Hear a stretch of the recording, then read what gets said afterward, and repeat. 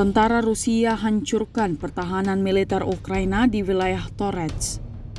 Rekamannya ramai beredar di media sosial Telegram pada Senin 23 September 2024. Di arah ini, pasukan Rusia bercokol di sepanjang jalan Sentralnaya hingga kedalaman 650 meter. Pertempuran kedua kubu ini terus berlanjut. Di bagian utara Severny, pejuang Rusia terus berusaha menduduki sisa wilayah. Dan Ukraina alami kerugian besar. Video ini kemudian viral dan menuai beragam respon dari warganet.